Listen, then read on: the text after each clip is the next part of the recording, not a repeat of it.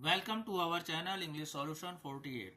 English solution 48 में आपका स्वागत है। और राइटर जो हमारे चल रहे थे विलियम फॉकनर, और उसमें आज की तारीख में जो आपके सामने वर्क लिया जा रहा है वो है the sound and the fury.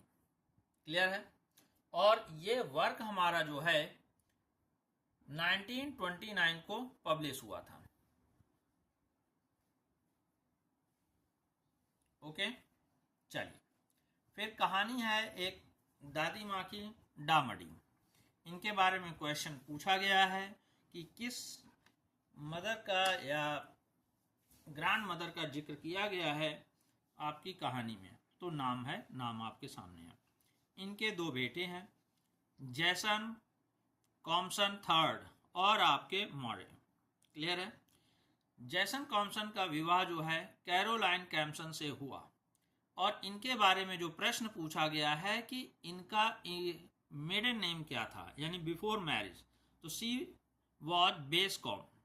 Clear है? फिर आगे हम बात करते हैं। तो मौर्य के बारे में ये पूछा गया है कि इनका अफेयर किसके साथ था, तो वहां आपको आंसर देना है मिसेस पैटरसन।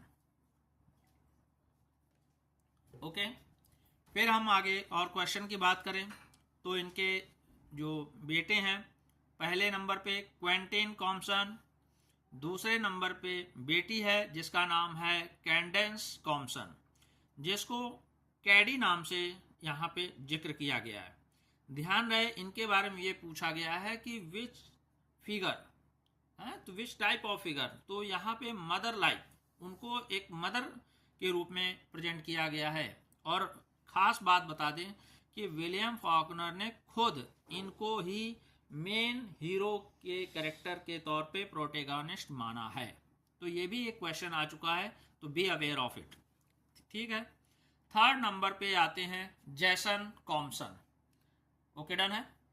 तो जो थर्ड नंबर पे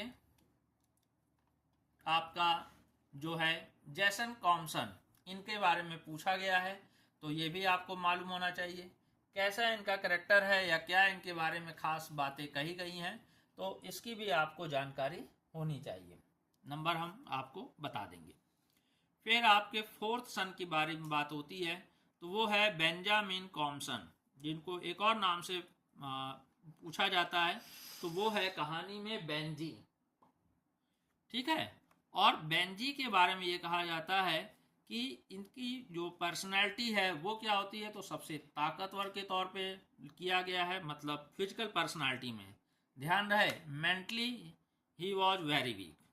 ठीक है, बहुत ही इमोशनल बंदा होता है।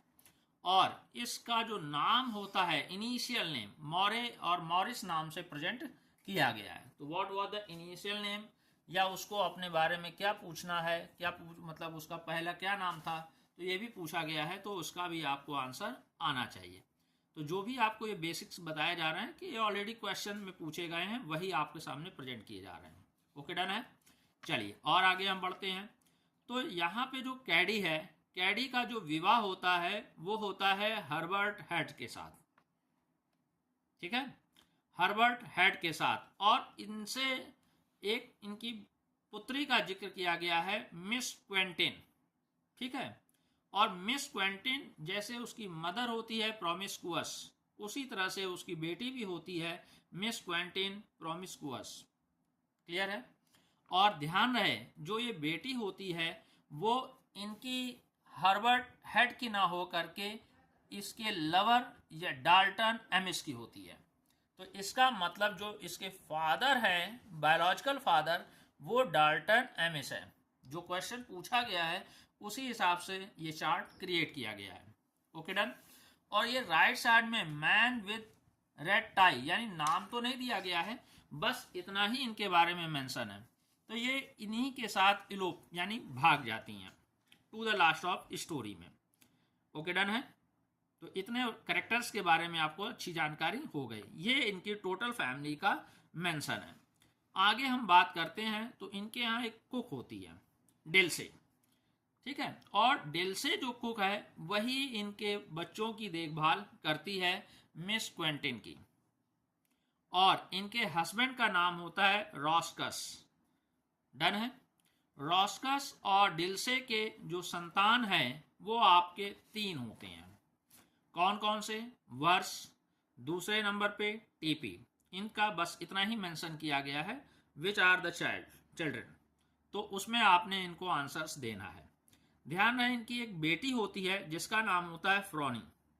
ओके, तो ये फ्रॉनी के बारे में पूछा जाता है कि विच वन इज फ्रॉनी या हु इज फ्रॉनी। तो आपने आंसर देना है कि डिल्से की वो डॉटर है।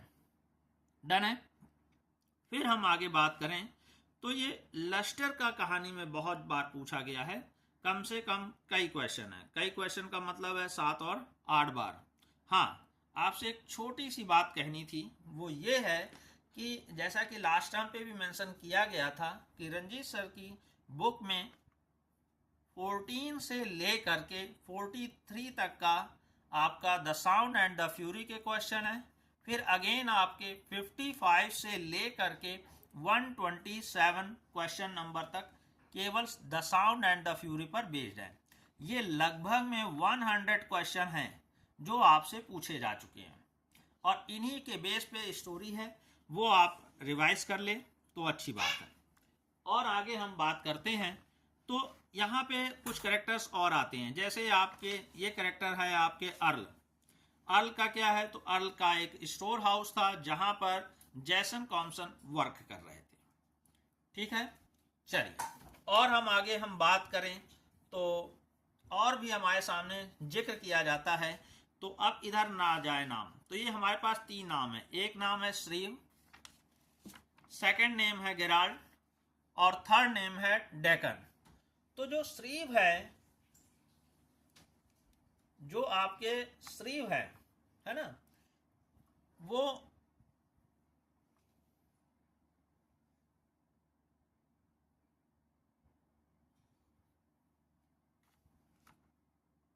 जो आपके श्रीव हैं वो आपके रूममेट होते हैं क्वेंटिन के, और गेराल्ड उनके फ्रेंड होते हैं, और डेकन जो होते हैं वो जिसको उसने अपना सुसाइड नोट दिया होता है।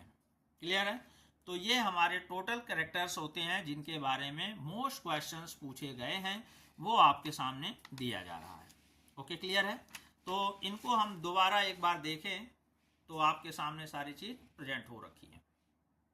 ठीक है, एक बार फिर से निकाल देख लीजिए और ये सारे आप अपने नोट डाउन कर लीजिए ताकि आपको बेनिफिट हो सके।